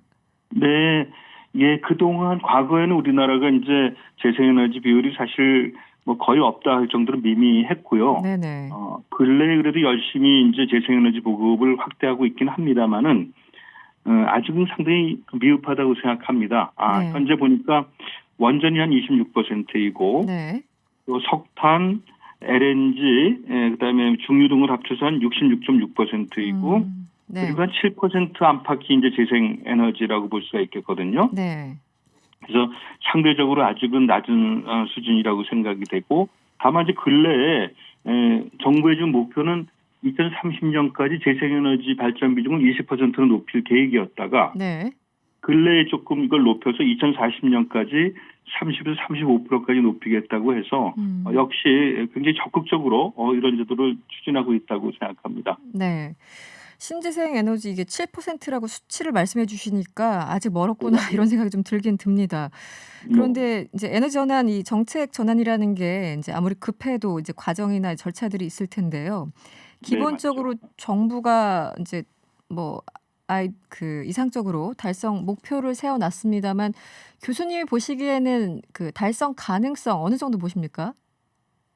달성 가능성 제가 이제 그 점치기는 좀 어렵습니다. 아직 어렵습니까? 네. 예, 뭐 저는 목표라고 생각하고요. 아직까지는 예를 들면 이제 우리 그 대형 발전 회사들, 네. 공기업 발전 회사들에는 RPS라 그래서 매년 그 정해진 재생에너지 발전 목표가 있습니다. 네.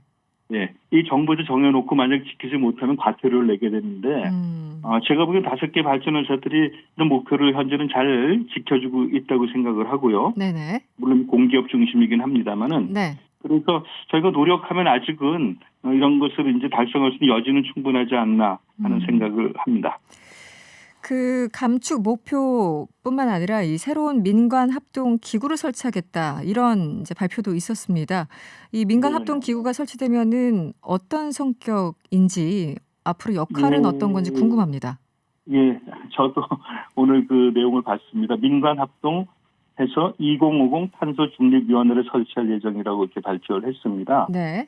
이 유사한 기구들이 사실 지금 그 반기문 위원장님이 계시는 국가기후환경회의, 네네. 또 김정우 위원장님이 계신 녹색성장위원회, 네.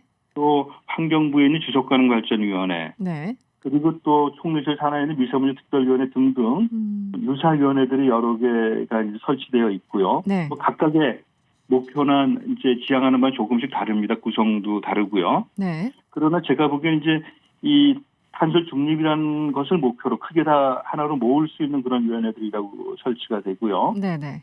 그래서 이런 위원회가 설치되게 되면 위원회를 중심으로 해서 이제 정책 제안도 있을 거고 국민들에 대한 홍보도 있을 거고 네. 또 이런 위원회를 중심으로 해서 그 개별 부처와의 협의 또 산업체의 의견을 이제 받아서 그런 걸 정책화하는 등 이제 그 위원회의 위상이라든가 구성에 따라 달라지긴 하겠습니다만은 네. 아마도 여러 위원회에 산재되어 있는 그런 기능들을 모으고 보다 효과적으로 하기 위해서 이런 위원회를 설치하는 것으로 이해가 됩니다. 일종의 사령탑 기구를 하는 거군요.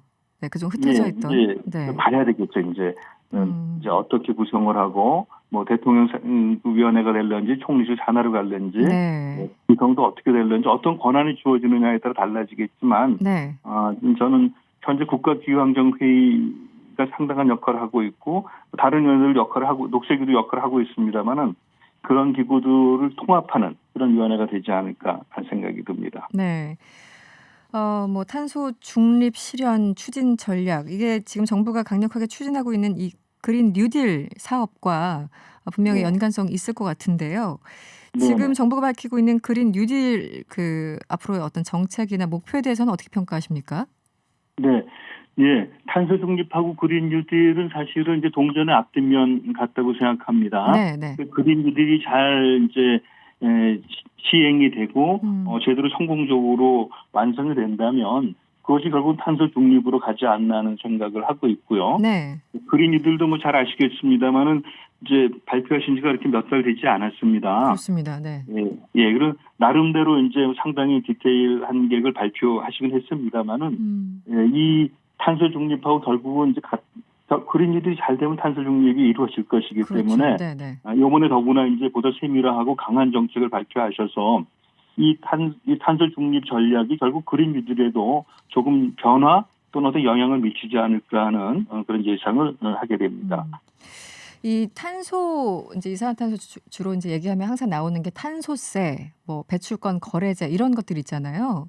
예. 지금 있는 어떤 그런 체계나 제도가 괜찮은 건가요? 아니면은 굉장히 좀 미흡한 건가요? 전문가들은 어떻게 보십니까?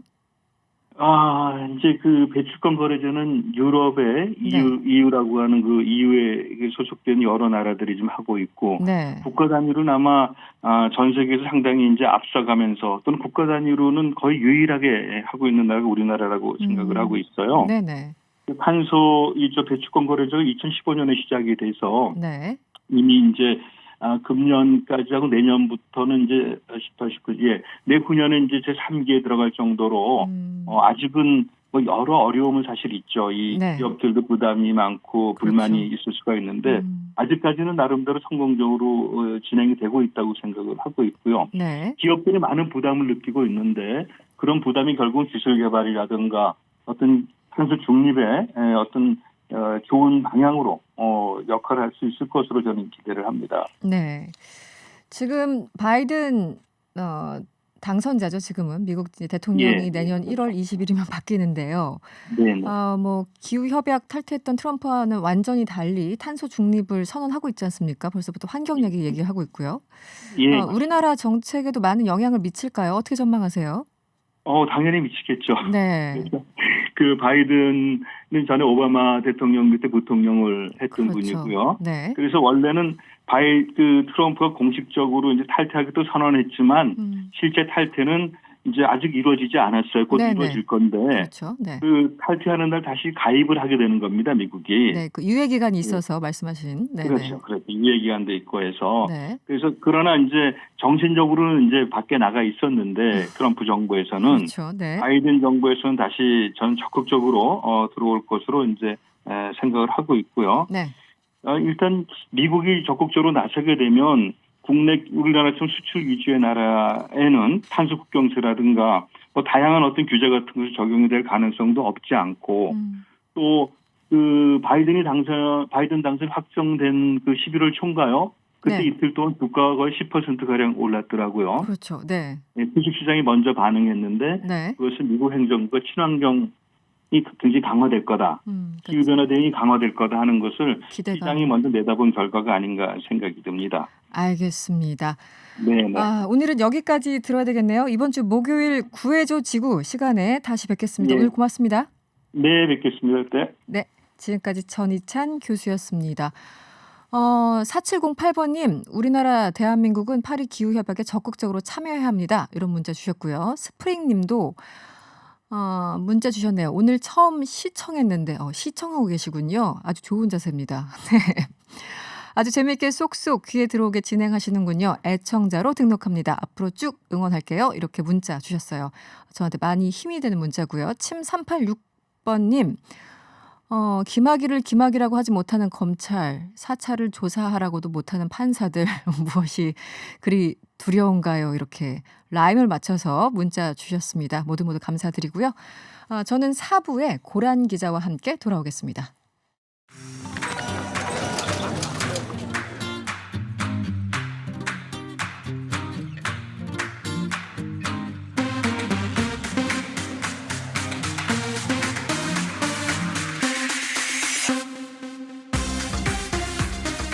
네, 어렵고 복잡한 경제 뉴스 아주 간단히 풀어드리겠습니다. 경제가 문제 코너죠.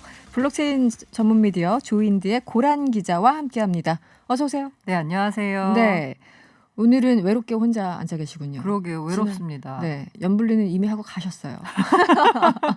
전화로 후다닥 얘기하시고 네. 퇴근하시는 것 같더라고요. 네. 안타깝네요. 같이 있어야 좀 든든한데. 네. 아니 오늘 준비해 오신 그 내용 보니까 또 만만치가 않아요. 고란 기자가 꽉 채워주실 거라고 믿고 네. 일단 하나하나 질문을 하죠. 환율 얘기 나오면 일단 막 머리가 아픈데요. 네.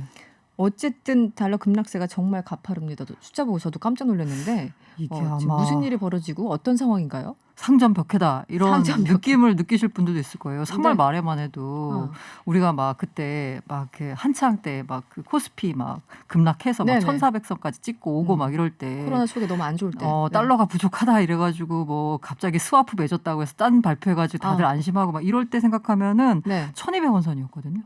근데 지금 1,082.1원에 오늘 거래 마쳤습니다.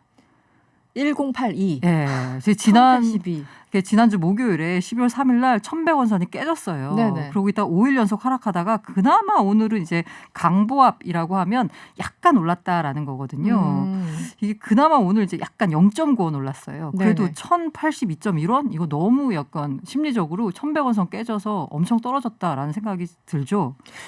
저도 뭐 매일은 아니지만 그래도 종종 가끔 이제 환율 어떤 변화가 있는지 들어가 봤는데 1082 이 숫자는 정말 굉장히 오랜만이시죠. 오랜만에 보는 숫자예요. 이게 1,100원 깨진 게 2년 6개월 만이에요. 그러니까 과거에도 있긴 있었는데 우리가 그간 한 1,200원 선 환율에 익숙해져서 아마 1,082원 이 숫자는 굉장히 오랜만에 좀 약간 좀 낯선 느낌일 겁니다.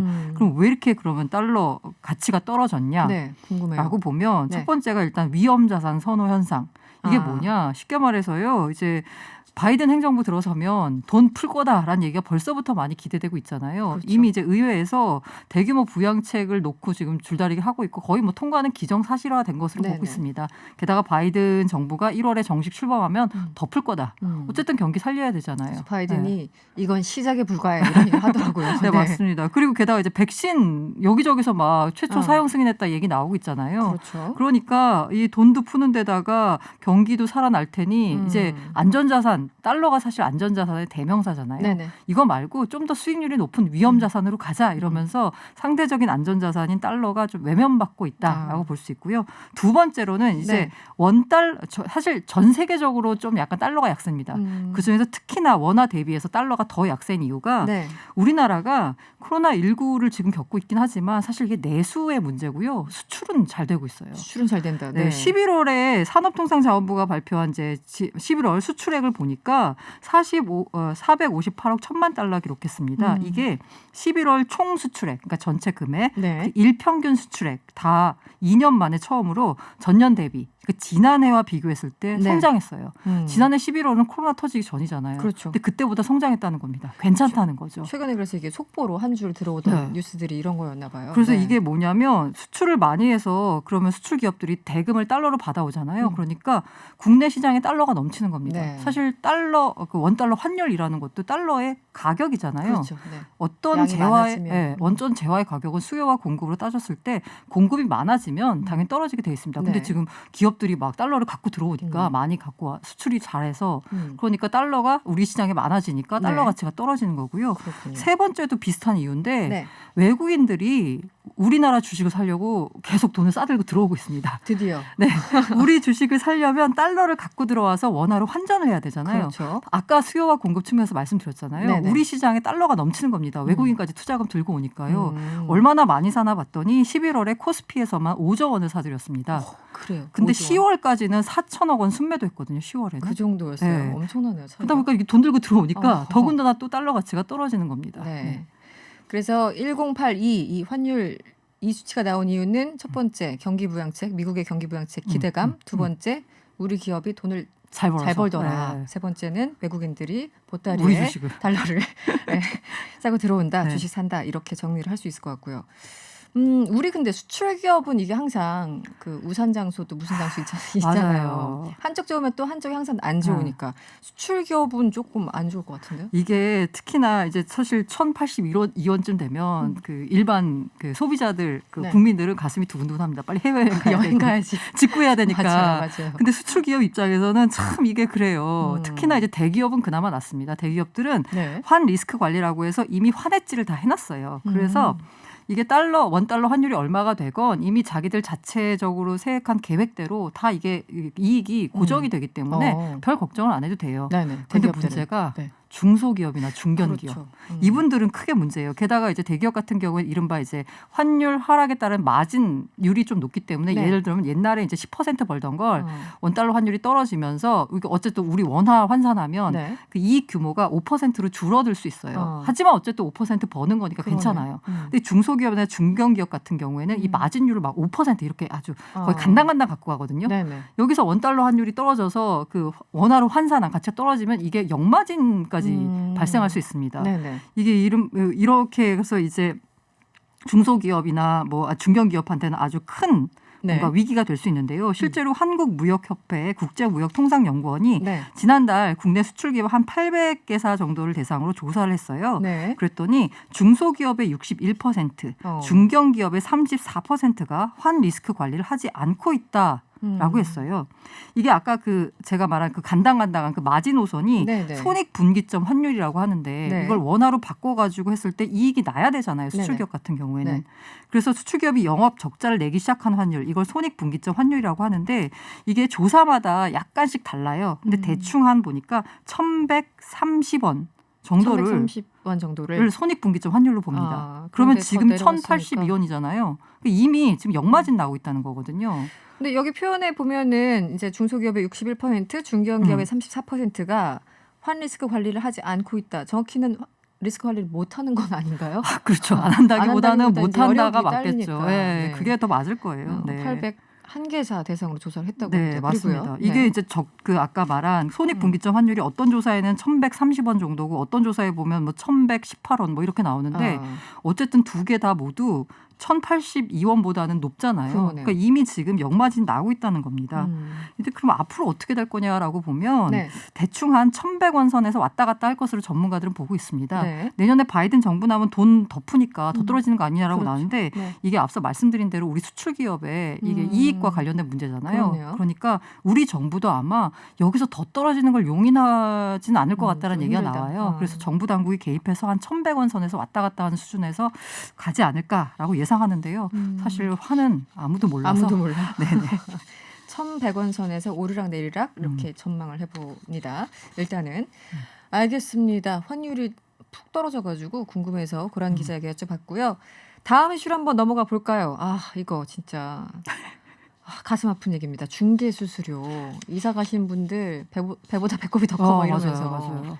네, 뭐 이사하실 때 여러 가지 돈이 들지만 뛰는 집값 위에 나는 중개 수수료라는 네. 말이 있더라고요. 네, 어떤 맞습니다. 상황인가요? 이게 사실 중개 수수료라고 하는 게요. 정액제가 아니라 정률제입니다. 그러니까 정률 그냥 퍼센트. 집값 곱하기 얼마 하는 거거든요. 네, 네.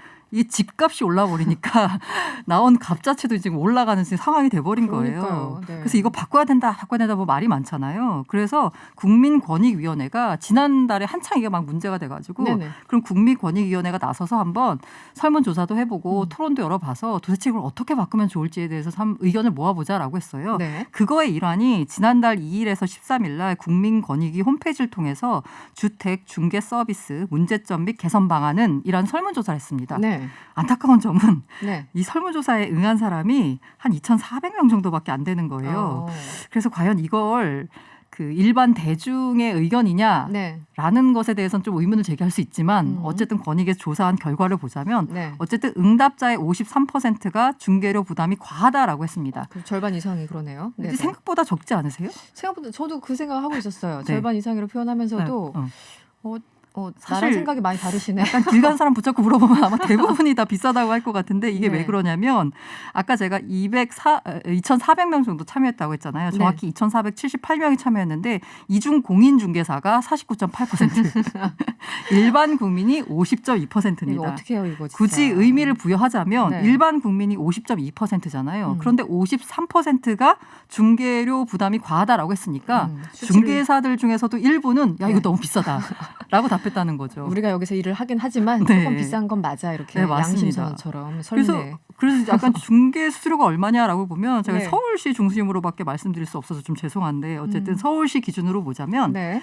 매매의 기준은 그러니까 사고 매매. 팔 때는 5천만 원 미만은 0.6, 5천만 원 이상 2억 원 미만은 0.5, 2억에서 6억 원은 0.4, 6억에서 9억 원은 0.5, 9억 원 이상은 상한 요율이 0.9%입니다. 그 안에서 자율적으로 뭐 협의해서 결정할 수 있습니다. 네.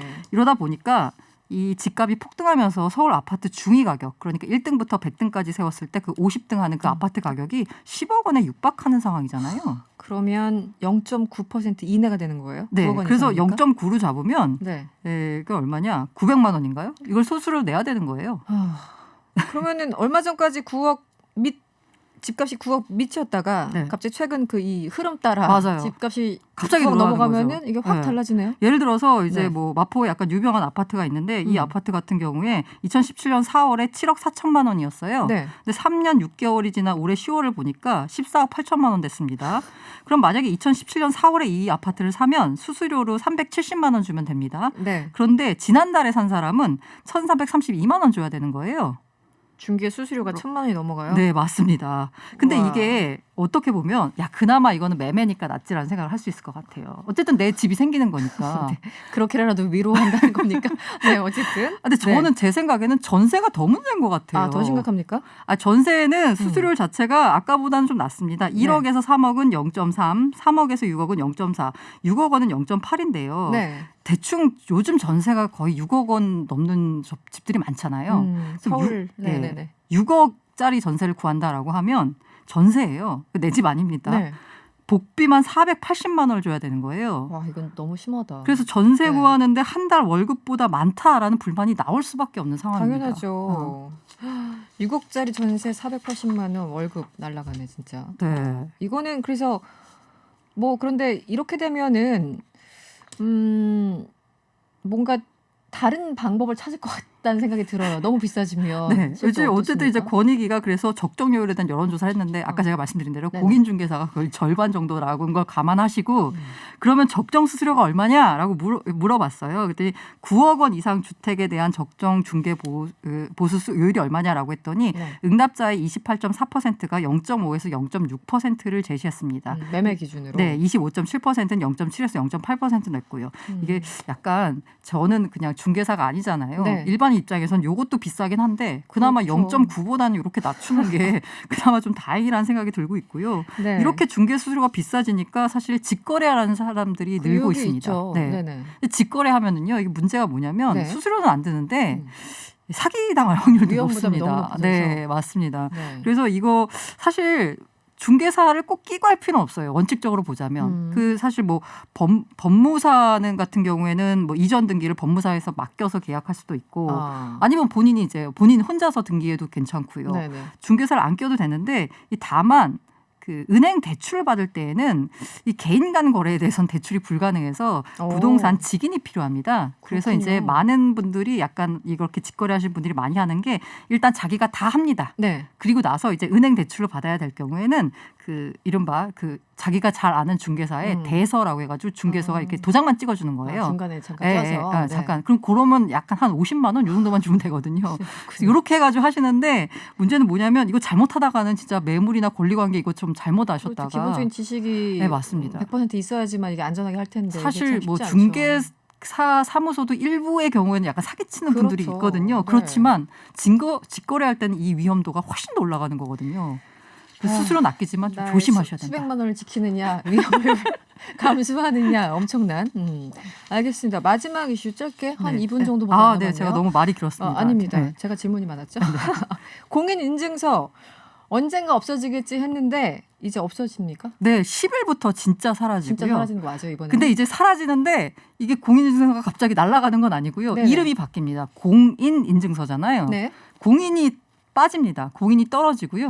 공동인증서라는 이름으로 바뀝니다. 아, 공동. 그러니까 네. 이제 사설 민간인증서하고 이른바 이제 공인인증서하고 네. 소위 말해서 이제 맞짱 떠야 된다라는 겁니다. 네. 그러면 이제 독점적 지위가 사라지는 거거든요. 그래서 앞서 말씀드린 대로 공동인증서가 되고요. 이거는 지금 현재 뭐 금융결제원, 한국정보인증, 전자인증, 코스콤, 한국무역정보통신, 이니텍 여기 국가가 인정한 6개 기관에서 발급하는데 이게 아니라 이제는 우리가 왜 그 혹시 그 통신 3사에서 발행한 패스라는 앱 써보신 적 네, 있으세요? 저는 쓰고 있죠. 그거 꽤 네네. 많이 쓰셨는데 한 네네. 2천만 명이 다운로드 했대요. 이제 이런 민간 인증이나 이 공인 인증이나 지위가 똑같아집니다. 그러면 이 공인 인증 한번 하려면 뭐 엄청 많이 깔아야 되잖아요. 네, 뭐 많이 외워야 되고 뭐 복잡해요. 네. 그러면 이제 만약에 민간 인증이랑 똑같이 경쟁한다라고 하면 아마 네. 민간 인증 좀 쓰기 편한 네. 이 인증이 아마 더 많이 널리 쓰이겠죠. 이 다만 이제 공인 인증서가 사라진다라고 해서 그럼 내가 지금 쓰고 있는 거 못 쓰냐는 아닙니다. 그 각자 유효 기간이 있잖아요. 네. 유효 기간까지는 쓸 수가 있고요. 그 다음부터는 이제 달라지는데 역시나 민간 인증서와 공인 인증서가 경쟁하는 거고 이 당장 제일 궁금한 게 이제 내년 초 연말 정산에서 민간 인증서를 쓸 수 있냐라는 게 궁금한데요. 그러네요. 이미 이제 카카오, KB국민은행, NHN페이코, 패스, 한국정보인증 등 5개사를 후보로 민간 인증서 이제 그 시범 사업자를 선정할 예정입니다. 네. 이 군데에서 만약에 한 군데가 선정이 되면 내년부터 내년에 연말 정산할 때 요 민간 인증서를 활용해서 연말 정산 받을 수 있게 됩니다. 알겠습니다. 오늘 다양한 이슈 잘 들었습니다. 경제가 문제 지금까지 고란 기자였습니다. 오늘 고맙습니다. 네, 감사합니다. 네, 스프링님 문자 주셨어요. 열청하고 있습니다. 추위가 엄습하는 저녁 시간입니다. 감기 조심하세요. 이렇게 또 알뜰한 문자 보내주셨네요. 오늘 여러분들 어떻게 들으셨는지 저도 매우 궁금합니다. 오늘 저희가 준비한 내용은 여기까지고요. 내일 저녁 6시 10분에 더 명랑하게 찾아뵙겠습니다. 편안한 저녁 되시고요. 지금까지 이승원이었습니다.